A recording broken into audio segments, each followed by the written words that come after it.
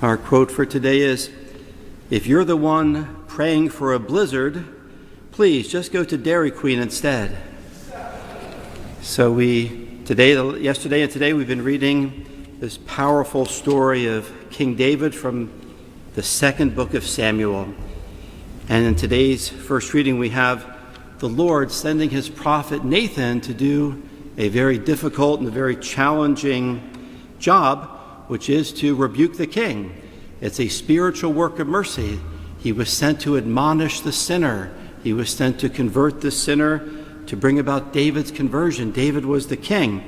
And here Nathan was willing to go and to do the Lord's work, to do this spiritual work of mercy. Well, why does God want David to be converted? Well, because David had committed a great sin. David had been, in his early days, very close to God. It says that David was a man after God's own heart. He had been a man of prayer. We see him as a young shepherd taking care of the flock and praying to God and playing the harp and praising God. And he had many sufferings in his life which kept him close to God. For example, he was being chased and hunted down by King Saul, who was trying to kill him. And David even forgave Saul, would not kill Saul, but even forgave him. But then what happened was David became the king, and he became very wealthy, very rich, very powerful, and had lots of leisure.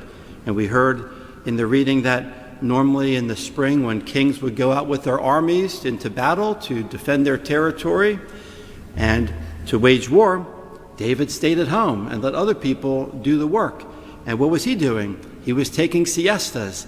He was relaxing, probably eating and drinking, and he had many wives, and he was having lots of leisure. And this, of course, is the first crack in David's spirituality. Probably not praying, probably giving in to leisure and siestas and not doing what he was supposed to be doing as a king. So he's being idle.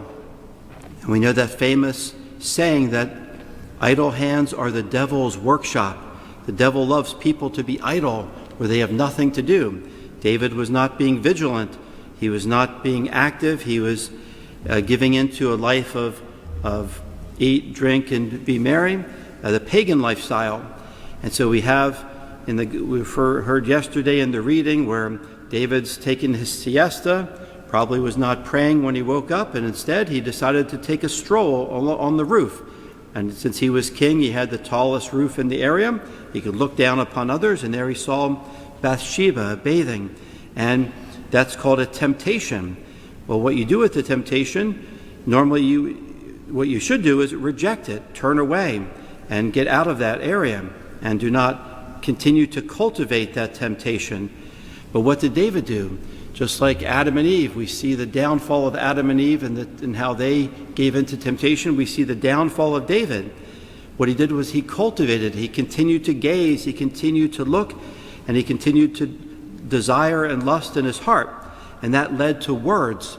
He inquired about her. He said, well, who is that woman?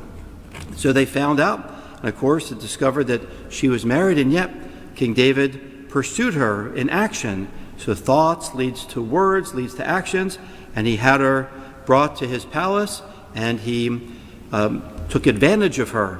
And of course then she was with child, and he then had a problem because her husband was away at war, and so he decided to try to trick Uriah, but then Uriah was a good man, and then David felt the only way he could get rid of him was to put Uriah in the forefront of the battle. So he told the leader of the army, make sure you put Uriah up front and then pull back, and then of course Uriah was killed. So this is where the reading picks up with David after having committed adultery and then committed homicide, committed murder, now is the king. He doesn't even feel guilty. There seems to be no evidence of repentance. And so what does God do? He sends Nathan to tell David a story. If you want to read some good books, read the books by Gary Smalley, a wonderful Christian minister, Christian writer. He's written many books, for example, about husbands and wives and how to raise children and the key to your child's heart and the blessing, and if only he knew, for better or for best, these wonderful books about marriage and family life. So anything Gary Smalley writes is incredible, and about how to save marriages, heal marriages. Well, Gary Smalley has a book about how God uses stories to convert people. He calls them emotional word pictures, and that's what Nathan gave to King David, an emotional word picture, basically a powerful emotional story. And of course, he uses the example of a little lamb because he knew David had been a shepherd. So it's something that could relate to King David. David had taken care of the little lambs, probably nursed them and fed them. And so David gets really involved in this story about how there was just one poor man who only had one little lamb. And yet the king, or the wealthy man, had all sorts of lambs and lots of money. And yet when a visitor came, instead of killing one of his own sheep or lambs, he took the little ewe lamb of the poor man. It says, David grew angry with that man and said, as the Lord lives, that man who has done this deserves death. He shall restore the ewe lamb fourfold because he has done this and has had no pity. I love Bishop Sheen in his commentary on this. He says, many people who don't follow the moral teachings of the church on issues of faith and morals, they're very adamant about social justice, about taking care of the poor or whatever. And that's good. We have to take care of the poor. Social justice is important, but they neglect sometimes the moral teachings of the church. And so we have here Nathan, says, you are that man. You are the man. And then, so that really converts David. And then Nathan talks about how, difficulties will come to his household, to the family, to his wives, to his children, because of the sin that he had committed. And then David, who still has goodness within him, repents, and he converts and says, I have sinned against the Lord. He realizes this, and he begins, I'm sure, to weep, to be truly sorry for his sins. He would then write Psalm 51. If you want to read a beautiful psalm, read Psalm 51, all about David's repentance. Cleanse me, O Lord, of my sin. And so then we have this great conversion of King David.